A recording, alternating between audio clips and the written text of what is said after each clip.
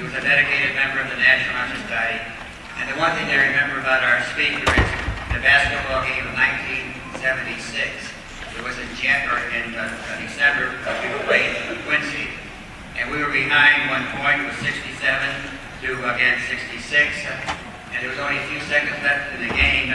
And Jim had the ball in his hands and he took a shot to midcourt. And we won that game 68-67 against Quincy.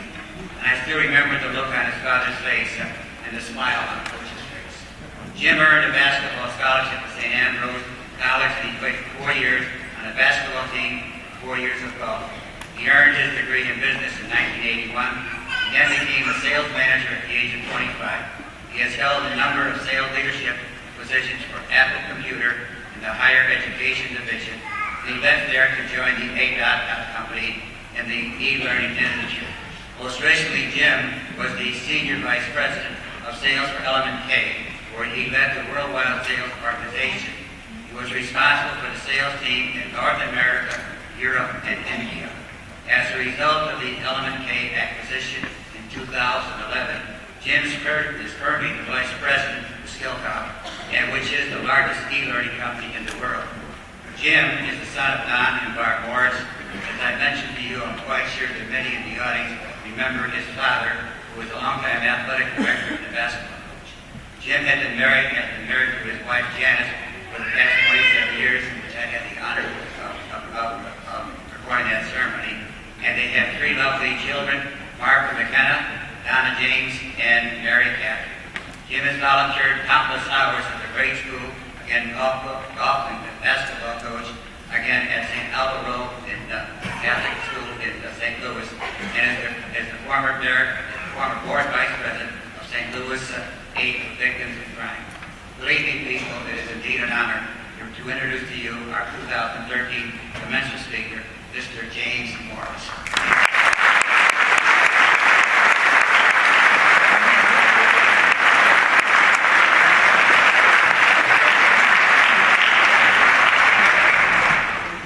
Thanks, Father. You know, I had kind of an odd feeling over me as I listened to Father sitting over there. Usually, when a priest stands in front of this many people and has that much to say about someone, it's at their funeral. And I'm really glad that's not the occasion today. I'm delighted to be here. I'm very honored to be here. A year ago, when Father Martelli asked me to speak today, I told him that I do a fair amount of public speaking, but this would be a lot of pressure. Mostly because Alleman has meant so much to me, but also because he gave me a full year to think about it. Most students get through Alleman High School in 4 years. It took me a lot longer. I got to spend the first 18 years of my life there with my dad. I was hanging around that gym every chance I could since I was able to walk.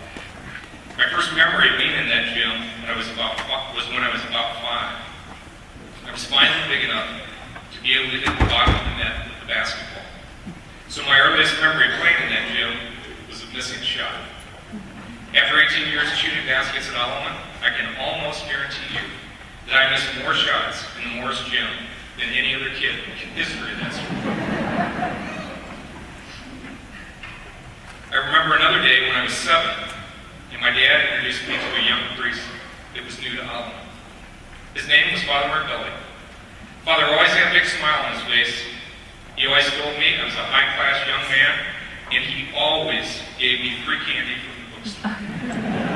So for a 7-year-old kid, he was a pretty great guy to know. And at that time, I thought the candy was free. But little did I know that when Father became the director of development and started raising money for Alleman, I'd start paying for that candy.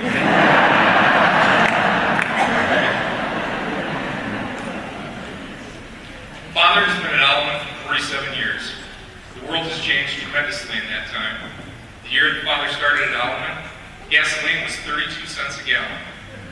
A hamburger at McDonald's was 15 cents. The Vietnam War was escalating. That year alone, 6,350 U.S. soldiers were killed in action. That summer, the Beatles were on their 3rd U.S. concert tour, and the 8-track tape was the latest innovation in music. IBM's most powerful mainframe computer had less than 1% of the processing power For anyone that doubts the accuracy of that last fact, I know it's true. I Googled it. The world's changed a great deal over the years. The Father has remained the same. He always has a great attitude. He works nonstop, and no one has ever given more of himself to Alleman than Father. Father Marbelli is an absolute treasure. Thank you, Father.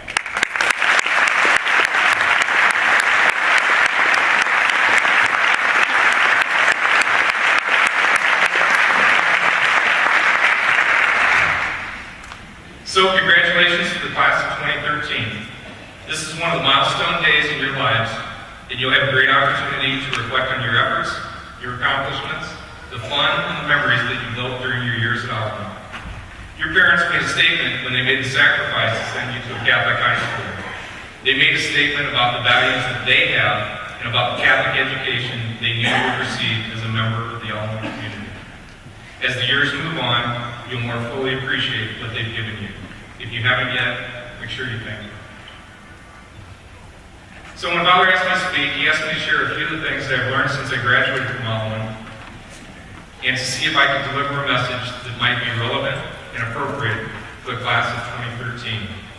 So I'm going to speak today about just one thing. One thing that I started to learn about at Alleman, where I saw examples in the halls, in the classrooms, and in the gym. And it's something that I've continued to notice and learn about in business school. And that one thing is attitude. Your attitude will have a dramatic effect on your happiness and success in life. It's one thing that you ultimately control. It's really not that complicated. The older I get, the clearer it is to me that the people with the best attitudes are the happiest, most successful, most respected people I know. There certainly are other things that will have an impact on you, like how hard you work, your discipline, your personality, your intelligence, your integrity, and your creativity. But a positive attitude will multiply your opportunities for success in school, in work, and in your personal lives. People with a positive attitude have more friends, more success, and they're a lot happier than people with negative attitudes. Positive people see the glass as half full. They see problems as opportunities. They choose to be positive. It's absolutely a choice that they make and that you can make too. Attitudes are contagious. A person with a positive attitude tends to be surrounded with others that are also positive. Positive people generate energy.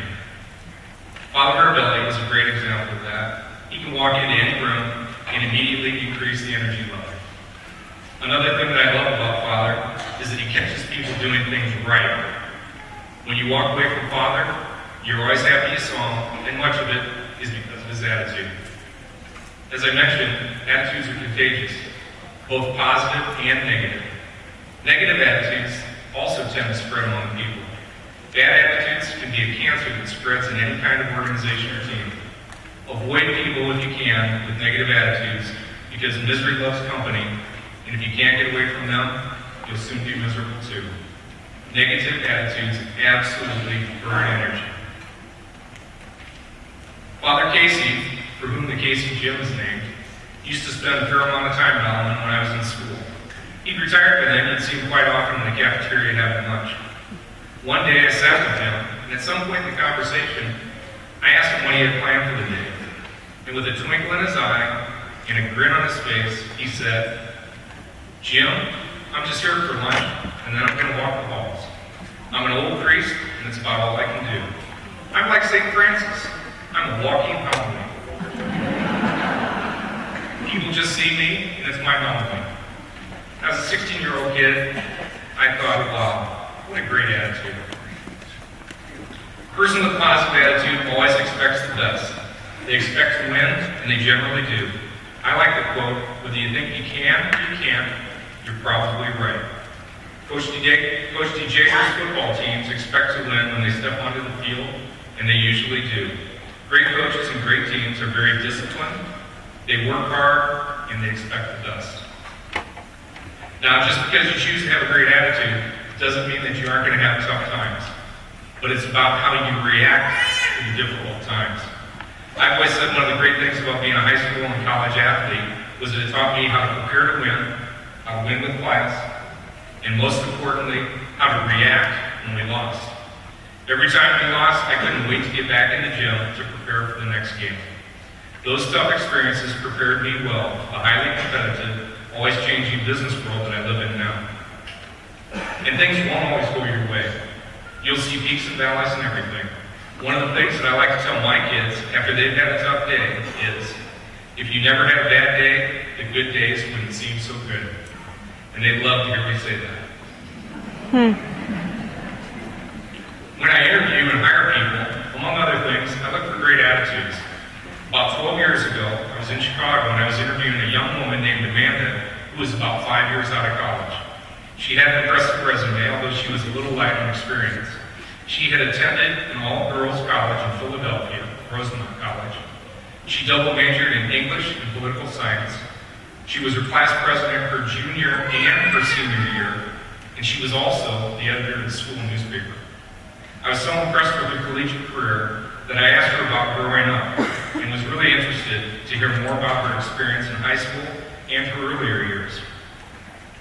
At some point in the conversation, she mentioned that her mother died when she was 8 and her father died when she was 12. I was immediately 10 times more impressed with her collegiate career. I asked her how she overcame such obstacles. She kind of shrugged her shoulders, smiled, and said, "I've just been fortunate that I've had so many great opportunities." That's a great attitude. Amanda focused on the positive. She focused on her opportunities, not on her obstacles. It was very easy to hire her, and she's been wildly successful in the 12 years that I've worked with her. Amanda's very talented in her own right, but what I've noticed is that customers love working with her, and everyone within our company bent over backwards to help her when she has a need. I always find that people want to help others with good attitudes. I see that everywhere. You'd be surprised what people can do for you when you have a positive approach. Ask for help. People will respond if you approach them with a good attitude. Try it with your mom and dad. Try it in college. Try it in an airport when your flight's canceled and there are 120 people trying to get on the next flight that only has 30 seats left. People will generally want to help you when you have a positive attitude. I'd like to share with you one of my favorite quotes on attitude. It's from Earl Nightingale. And he wrote, "The most important single factor to guarantee good results day in, day out, all the months and years of our lives is a healthy attitude. Attitude is the magic word." So, as you think about how you'll approach this next chapter in your life and how you'll make your mark on this world, keep in mind that a positive attitude could be the difference maker in shaping your success. If you already have a positive attitude and outlook, congratulations, you're well on your way. If it's something you want to work on, find someone that you look up to and ask them how they maintain such an optimistic approach to life. It could be your mom or dad, a brother or sister, a teacher, a coach, or a friend. It could be Father Marbelli, or Mrs. Vandeheedy in the counseling department would be another great choice. They'll be happy to help you, and you'll be amazed at what you'll learn, even if it's only a short conversation. So congratulations again to the class of 2013. I hope your great attitudes will help you fulfill your potential, and I wish you all the best. Thank you.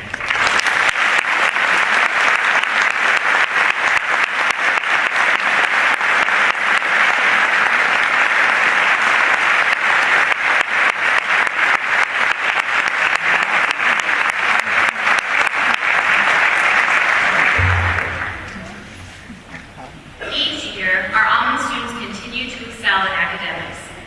This evening, we would like to present to